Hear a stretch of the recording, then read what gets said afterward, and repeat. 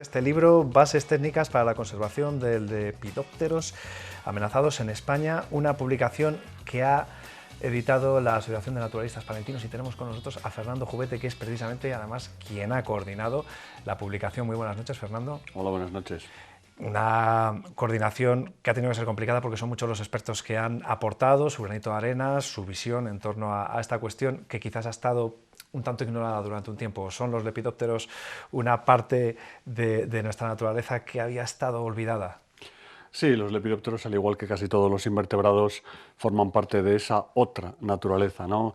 Desde hace unos años es evidente que la sociedad se ha preocupado y ha invertido muchos esfuerzos y muchos recursos económicos pues, para conservar especies, sobre todo las que se llaman especies bandera, especies muy vistosas, muy llamativas, caso del lince ibérico, el oso pardo, el águila imperial, las grandes rapaces, pero hay otros animales que tienen un estado de amenaza, un estado de conservación exactamente el mismo que puede tener el oso pardo o el águila imperial ibérica, y que sin embargo, bueno, pues como no son tan vistosos, pues han estado ahí aparcados, y este es el caso de estas especies, de los lepidópteros. Claro, estaba pensando en los hermanos pequeños, los patitos feos, los que son menos visibles, y esta publicación viene, no sé si a paliar esa injusticia, pero desde luego a quizás sentar las bases para intentar propiciar esfuerzos en aras de su conservación.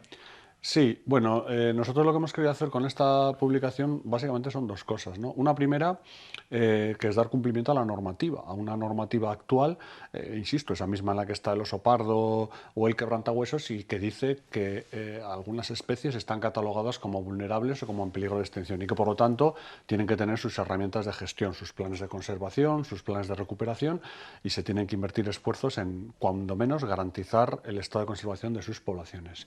Ese es el primer objetivo.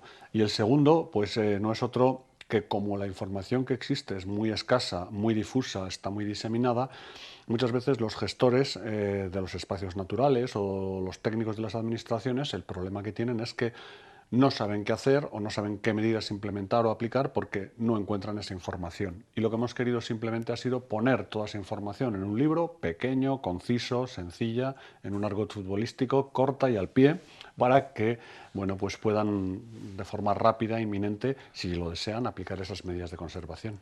Bueno, ya hemos estado viendo un reportaje sobre especies invasoras. Hace no tanto veíamos uno en el que participaba sobre especies amenazadas y hablábamos de ejemplos concretos en la provincia de Palencia, en el caso de algunos lepidópteros, que precisamente ese desconocimiento, esa falta incluso de seguimiento o de estudio era lo que había propiciado que se estuviese reduciendo su hábitat y de alguna manera también, por lo tanto, la población.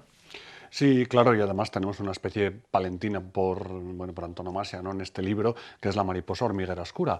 Bueno, la mariposa hormiguera oscura es una especie que hasta hace muy poquito contaba pues con apenas 18 o 20 cuadrículas de 10 por 10 kilómetros cuadrados, que era todo su área de distribución en España. Pero no porque fuese realmente su área de distribución, sino porque nadie más se había dedicado a ver cuál era realmente su área de distribución. Nos ponemos a mirar en la montaña palentina y resulta que ni más ni menos que el 50% de la población española de esta especie se encuentra en un solo espacio natural, que es montaña palentina. Entonces, bueno, esto es una buena noticia porque evidentemente una especie que se consideraba como muy amenazada y con una población muy restringida sigue estando amenazada, pero sus poblaciones son un poco más saludables de lo que nos esperábamos, pero evidentemente también nos traspasa esa necesidad, esa responsabilidad de tener que hacer algo para garantizar la conservación de esta especie de lepidóptero, que por cierto está catalogada como vulnerable. Por lo tanto, según la ley comunitaria, según la ley nacional, tiene que tener su plan de conservación, que no existe. Que no es un caso único este. Este quizás es el que puede ser más llamativo y porque nos pilla más cercano, pero esto ocurre a lo largo de toda la geografía nacional. Sí, claro, y nos encontramos con casos, bueno, en un ámbito, pues por ejemplo, también castellano-leonés, verdaderamente singulares, ¿no? O sea, una población de mariposas que se ha redescubierto en España desde hace 30 años, y la única población que existe es un prado que tendrá, pues, poco más de 60 o 100 metros cuadrados. Ese es todo su área de distribución. Y ahí vive esa mariposa, la única población española de ella. Probablemente pueda haber alguna más. Se están haciendo esfuerzos de búsqueda y no se han encontrado. Entonces, bueno, cada especie tiene un problema diferente, una problemática diferente. Otras pues son problemas de cambio climático, especies de alta montaña que viven en zonas ya muy altas, que se van viendo obligadas a subir en altura a medida que el cambio climático las va agobiando, y nunca mejor dicho, en temperatura, pero claro, llegará un momento en el que la montaña se acaba y la mariposa no puede migrar más arriba. Entonces, bueno, pues son en este caso especies que van a tener una difícil solución, y su viabilidad poblacional está seriamente comprometida si no cambian radicalmente las cosas. Claro, y no tiene visos de cambiar, porque si se habla mucho de que la mano del hombre está detrás de todos estos problemas que está trayendo consigo el cambio climático, tampoco se ve al hombre, por lo menos, reaccionando de forma drástica para intentar, como poco frenarlos, que lo ideal sería, ¿no? Pero No, como no poco tiene frenarlo. pinta. No tiene pinta, y además, bueno, este tipo de cambios se requieren muchos años, y luego los factores que desencadenan el cambio climático son lentos, tardan un tiempo en llegar, es decir, no tienen un efecto inmediato, y de la misma forma, aunque se pongan pasado mañana, se cumplan todos los compromisos de las cumbres de cambio climático, etcétera, los efectos, en este caso positivos, tampoco van a ser visibles de forma inmediata, ¿no? Estamos viendo ejemplos muy claros, que es bueno, cómo se están deshaciendo los polos, y esto está provocando, pues ahora, años después, problemas muy serios de inundaciones en zonas costeras. Revertir esa situación evidentemente no es sencilla, y en el caso de los cambios tan drásticos que está habiendo en zonas altas, pues muchas especies directamente pueden desaparecer de las altas cumbres, porque ese gradiente de humedad de bajas temperaturas que tenían por encima de los 2000 metros cambia radicalmente, empiezan a tener veranos muy cálidos, y esas plantas literalmente desaparecen, y muchas de ellas probablemente se extingan. Estamos hablando de algunas especies de estos lepidópteros amenazados que viven en zonas de alta montaña, y su planta donde se alimentan sus orugas es un endemismo cantábrico o un endemismo de Sierra Nevada. Por lo tanto, si desaparece esa planta, la mariposa va a desaparecer también. Es verdad que también estamos viendo los efectos o se van, a lo mejor se detectan antes, pero se dan a conocer un cierto tiempo después. Se hablaba, por lo menos yo he oído en alguna ocasión hablar de la reducción de especies avícolas, pues se habla del gorrión, de que cada vez está menos presente, de que antes uno se echaba a la carretera y acababa con el parabrisas lleno de bichos, y hoy día eso cada vez es más difícil. Quizás todavía puede ocurrir en zonas como la Laguna de la Nava, donde se ha hecho una recuperación precisamente para intentar mantener lo que era o recuperar un ecosistema anterior a ese cambio brusco que ha tenido la intervención del hombre, ¿no? También eso se nota en el mundo de los lepidópteros, en el sentido de que quizás los estragos van llegando más tarde. Sí, pero en realidad es un espejismo. Es decir, la laguna de la Nava evidentemente se ha recuperado una zona húmeda, y al generar un punto muy concreto de agua hay miles de aves acuáticas que han aprovechado ese recurso. Pero si miramos el entorno de la laguna de la Nava y miramos las aves esteparias, o miramos los invertebrados que viven en las zonas esteparias, nos encontramos con que su reducción es de más del 40-50% en los últimos 20 años. Con el tema de los invertebrados, desgraciadamente en España ni siquiera tenemos información. Empezamos a tener algo de información en algunas comunidades, como Cataluña, donde se llevan haciendo seguimientos de mariposas desde hace 20 años, y en España, en otras autonomías, en Palencia, empezamos a tener datos desde hace 5, 6, 7 años con programas de seguimiento.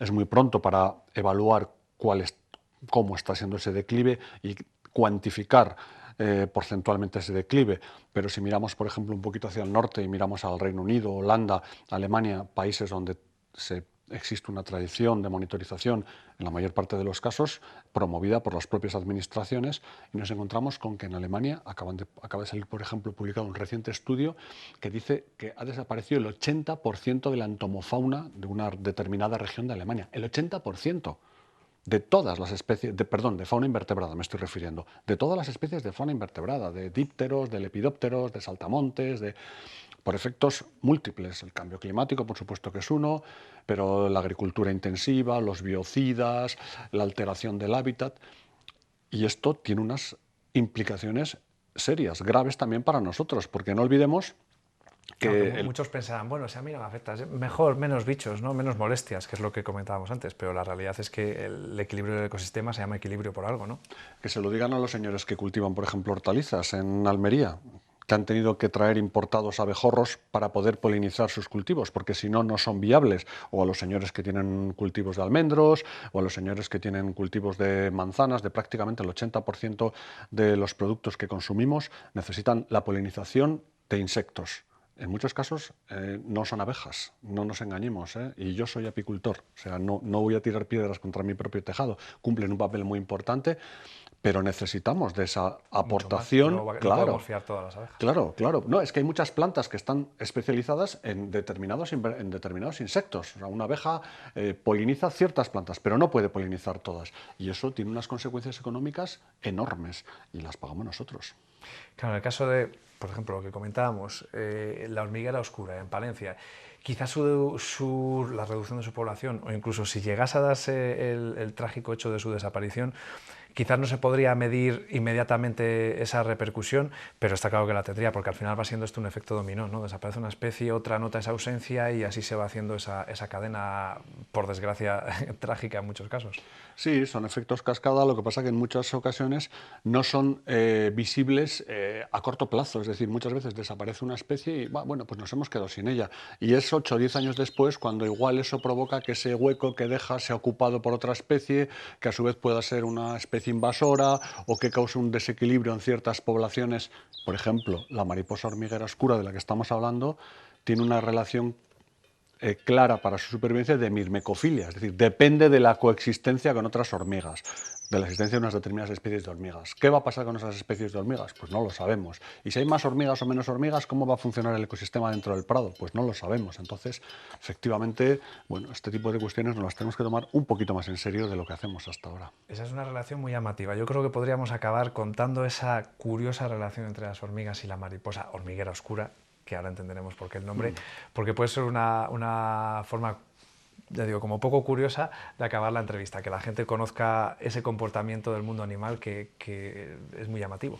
Sí, verdaderamente es fascinante, ¿no? Y a veces las relaciones son muy complejas, ¿no? Bueno, esta mariposa vuela en los meses de julio y agosto y tiene una planta nutricia, es decir, una planta de la que se alimentan las orugas en sus primeros estadios de crecimiento, que es la sanguisorba, que es una planta relativamente común en prados muy húmedos de la montaña palentina.